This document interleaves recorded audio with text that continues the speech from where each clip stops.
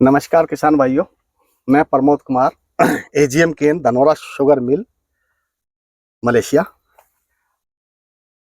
आजकल ये चल रहा है कि जो हमारी गन्ने की फसल है उसमें कीटों का क्या आपतन रहा है, तो इसी क्रम में हमारा इस समय ऑब्जर्वेशन का कार्य चल रहा है। आज हम ग्राम बागड़पुर में श्री वकील साहब यशवीर सिंह जी के प्लाट पर आए हैं। इनका आप देख सकते हैं, ये 18 का गन्ना है, 0118 का, और मार्च की प्लांटिंग का गन्ना है। ये हम इसमें आज ये चेक करेंगे कि इस वाले खेत में टॉप बोरर का क्या इंसिडेंस आया है, कितना टॉप बोरर के कीट ने इस गन्ने की फसल को प्रभावित किया है। रेंडमली हम इस प्लाट पर आए हैं। हम पहले ये देखेंगे कि लेने का तरीका हमारा जो है, हम किनारे से शुरू करते हैं और 8वीं लाइन या 9वीं लाइन या 11वीं लाइन सेलेक्ट करते हैं। उसमें से फिर हम 5 मीटर अंदर जाके फिर आगे 10 मीटर का एरिया सेलेक्ट करते हैं उस रो का। फिर उस रो में हम पूरे गन्नों को गिनते हैं। फिर उसके बाद जो है कितने गन्ने टॉप बोरर के कीट से प्रभावित हुए हैं उनको काउंट करते हैं। उसी के आधार पर हम इसका परसेंटेज निकालते हैं कि टॉप बोरर का क्या परसेंटेज वकील साहब के खेत में रहा है। तो हम शुरू करते हैं। ये आप देख सकते हैं, ये पहली नाली है, ये दूसरी नाली है, ये तीसरी है, ये चौथी है, 5, 8वीं नाली में हम देखेंगे 6, ये 7 और ये 8 नाली, ये 8वीं नाली है। इसको हमने सेलेक्ट किया है। इसके बाद हम अंदर 5 मीटर तक इसको छोड़ेंगे। 5 मीटर के बाद आगे ये 5 मीटर कदमों से हो जाता है हमारा।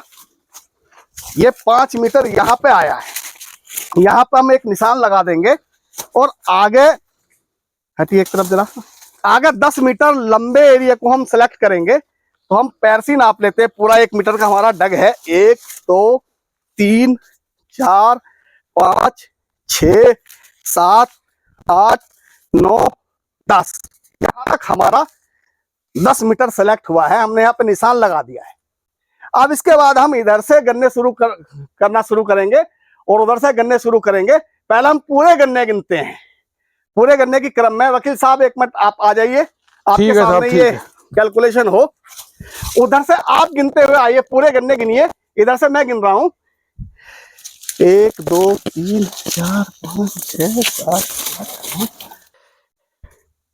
किसान भाइयों आप देख सकते हैं, हमने पूरे 10 मीटर में गन्नों की संख्या जो आई है 119 गन्ने आए हैं और जो प्रभावित गन्नों की संख्या है वो 5 है। जो 5 गन्ने हमारे टॉप बोरर से प्रभावित हुए हैं और इसका प्रतिशत निकालने के लिए 5 को 119 से भाग कर देंगे और फिर गुणा कर देंगे 100 से। तो आप देख सकते हैं 4.2% का इसमें टॉप बोरर का इंसिडेंस पाया गया है।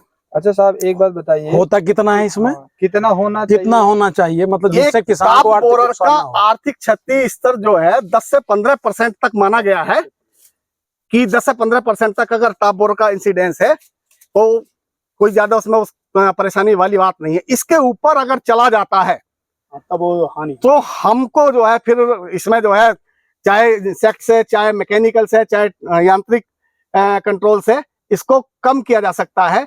तीनों चीजों का समावेश सबसे पहले हम काश्तकारों को अवगत कराना चाहेंगे। जैसे वकील साहब से भी बात करेंगे कि सबसे पहले तो रेटून मैनेजमेंट डिवाइस जो आई है, इस कीट से सबसे अच्छा छुटकारा पाने का सबसे बढ़िया कार्य है कि जैसे जैसे आपके पौधे की कटिंग होती रहे, मिल में सप्लाई होता रहे।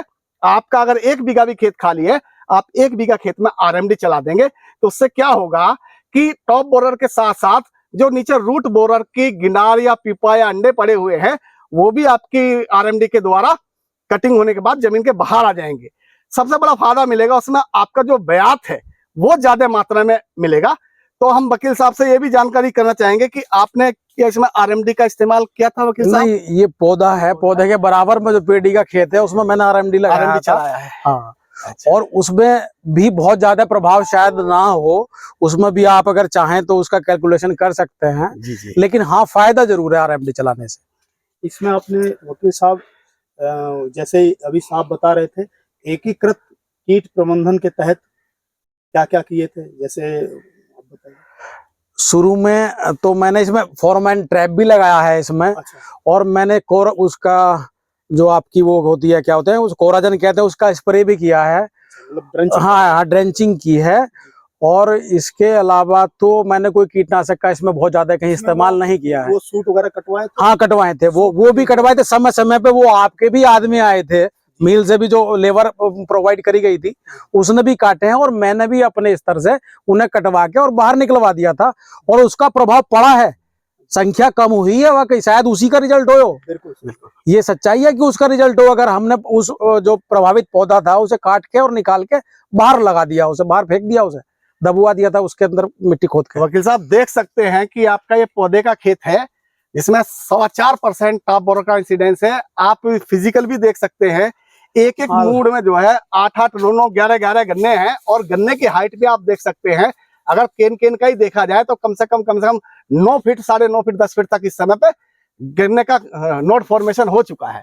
और देखने से वैसे भी पता चलता है, आप देख भी रहे हैं कि किसी तरह के और कीड़े का इंसिडेंस है नहीं, हाँ, है और नहीं, बिल्कुल हाँ, स्वस्थ है। स्वस्थ है अभी। तो जो हम काम अपने फसलों में करेंगे उसका रिजल्ट मिलेगा ही मिलेगा, इसमें कोई संशय वाली बात नहीं है। लेकिन इसमें आपका मार्गदर्शन भी होना जरूरी है, समय समय पे आके। नहीं वकील साहब, आप आए, आपने मेरा मार्गदर्शन करा, मैं आज संतुष्ट हूँ कि यार 4% है, कोई बहुत ज्यादा मेरा नुकसान नहीं है। तो इसका बार बार आपके लिए धन्यवाद।